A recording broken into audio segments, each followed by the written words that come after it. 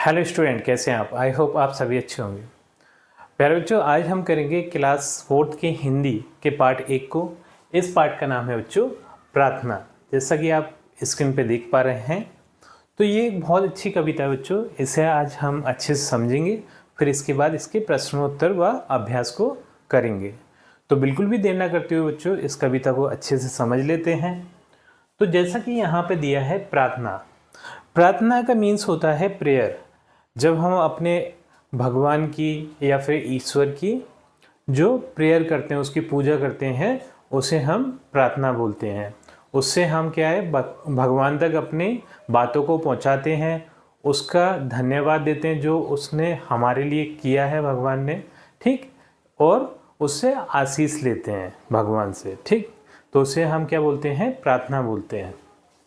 तो यहाँ पर हम देख लेते हैं इस कविता को। ये कुछ पंक्तियाँ दी हैं, इससे पहले हम पढ़ेंगे अच्छे से और पढ़कर फिर इसे समझ लेते हैं। जैसे आँख खोलकर सुबह सुबह मैं मन में कहता हूँ, प्रभु तेरा उपकार की मैं भारत में रहता हूँ। मेरी मातृभूमि है भारत, मैं भारत के योग बनूँ। मातृभूमि की प्रकृति पुरुष पशु सबको अपना सगा गिनूँ। तो बच्चों, ये एक प्रार्थना के साथ साथ एक देशभक्ति कविता भी है, क्योंकि यहाँ पे जो बच्चा है जो प्रार्थना कर रहा है वो अपने देश से बहुत ज़्यादा प्रेम करता है, ठीक। तो यहाँ पे है, आँख खोलकर सुबह सुबह मैं मन में कहता हूँ। जब मैं सुबह उठता हूँ तो मैं अपने मन में ये प्रार्थना करता हूँ, ठीक। क्या प्रार्थना करता हूँ? प्रभु तेरा उपकार की मैं भारत में रहता हूँ। तो इस बात का वो प्रभु से धन्यवाद देता है और उपकार मानता है। उपकार मीन्स होता है एहसान, कि हे प्रभु तेरा उपकार है, मेरे ऊपर ये एहसान है, ये उपकार है कि मैं भारत में रहता हूँ, कि जो भारत जैसा प्यारा देश है दुनिया का, उसमें मेरा जन्म हुआ, उस देश में मैं रहता हूँ। तो इस बात का आपका मेरे ऊपर बहुत ज़्यादा उपकार है, एहसान है। मेरी मातृभूमि है भारत, मैं भारत के योग्य बनूं। तो भारत उस बच्चे की मातृभूमि है। मातृभूमि बच्चों उस भूमि को बोलते हैं जहाँ पर हम पैदा होते हैं, जहाँ पर हम जन्म लेते हैं, उस भूमि को हम मातृभूमि कहते हैं। चूँकि इस बच्चे ने भारत में ही जन्म लिया है, ठीक है, इसलिए ये उसकी मातृभूमि है। मेरी मातृभूमि है भारत, मैं भारत के योग्य बनूं। योग्य का अर्थ होता है बच्चों काबिल, मतलब इस काबिल बनूं कि मेरा जो भारत देश है, प्यारा जो भारत देश है, उसको योग बनूं, उसके लायक बनूं मैं, ठीक है। तो ऐसा प्रार्थना करता है बच्चा प्रभु से। मातृभूमि की प्रकृति पुरुष पशु सबको अपना सगा गिनूं, मतलब सबको ही अपना मानूं, चाहे वो प्रकृति हो, चाहे पुरुष हो, चाहे पशु हो, सभी चीज़ें जो भारत में हैं उन्हें सबको अपना मानो, ठीक।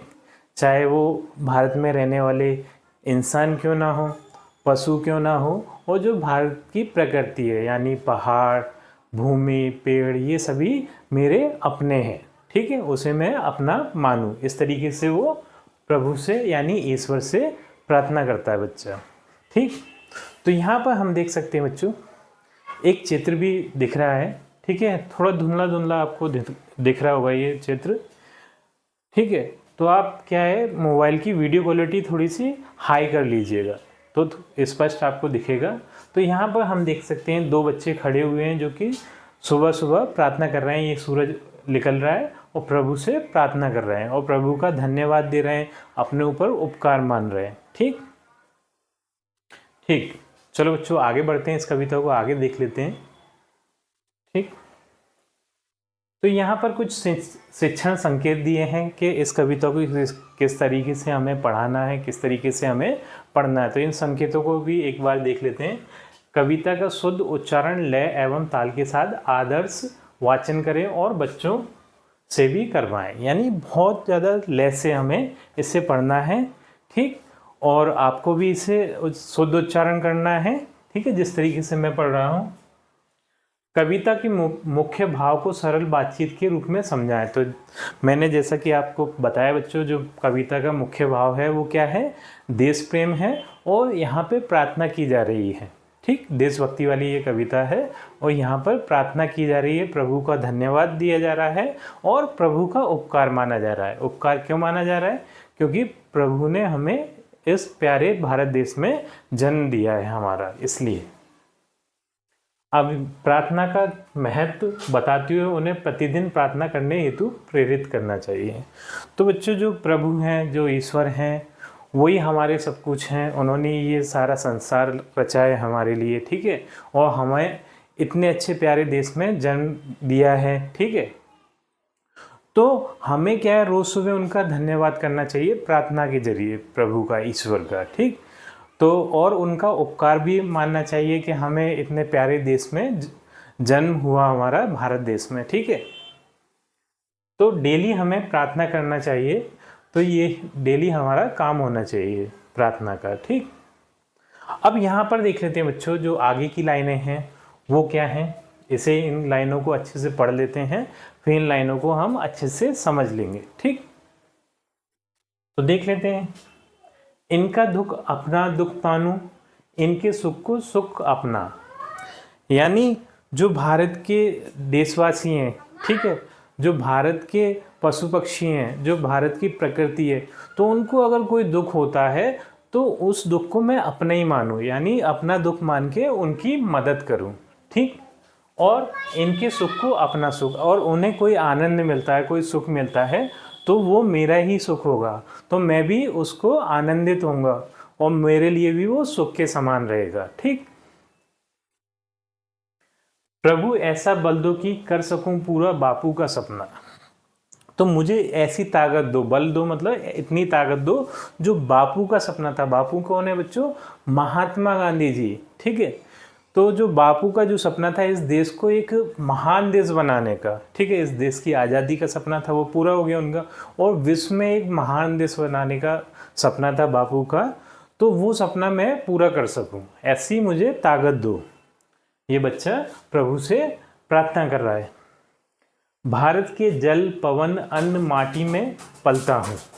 तो मैं भारत के जल, यानी जो भारत में बहने वाली नदियाँ हैं, उनसे मिलने वाला, प्राप्त होने वाला जल, पवन यानी हवा, अन्न, अन्न का मीन्स है अनाज, जो गेहूँ, चावल इत्यादि जो अनाज हैं उससे मतलब है अन्न।